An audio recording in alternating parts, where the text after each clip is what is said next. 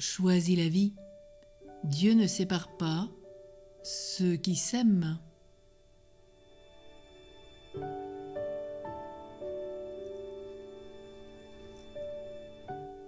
Quand l'amour vrai unit deux personnes, quel que soit leur âge, leur lien de parenté, d'amitié, une communion, un cœur à cœur s'établit durablement à distance. De très bons amis, qui ne se sont pas vus depuis des années, se retrouvent avec des sentiments, une joie, une complicité aussi intacte que s'ils s'étaient quittés la veille.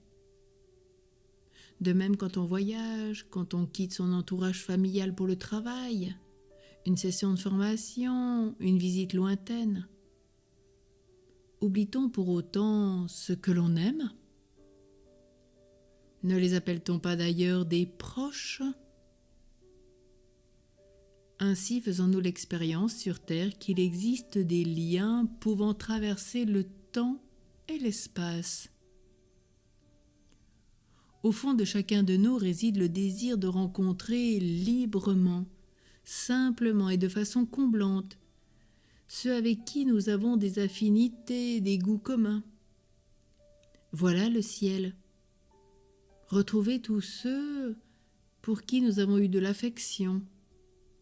Découvrir ceux qui nous ont accompagnés positivement à un moment donné de notre vie, au ciel ou sur la terre. Ceux qui ont eu un parcours semblable au nôtre et que nous aurons le sentiment de bien connaître.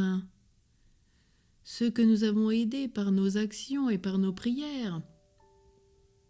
Nos dons, nos talents s'épanouiront et nous amèneront à beaucoup d'autres rencontres encore, par la loi des affinités. Qui se ressemblent, s'assemblent.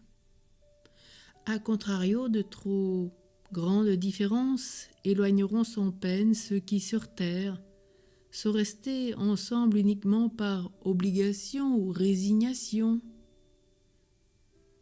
Alors quelle joie de retrouver tous nos bien-aimés, quel bonheur pour une mère de voir venir à elle un beau jeune homme lumineux, une belle jeune fille rayonnante, en qui elle reconnaîtra aussitôt l'un de ses enfants morts en bas âge.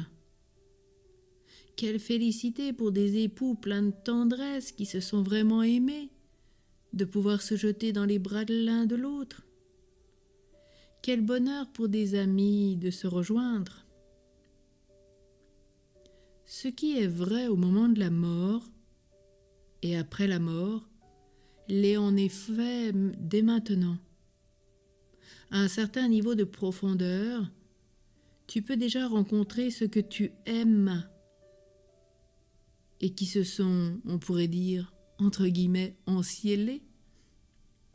N'aie pas peur d'ouvrir ton cœur à leur présence. Prie avec eux, aime-les, ils t'aiment. La grâce de la communion.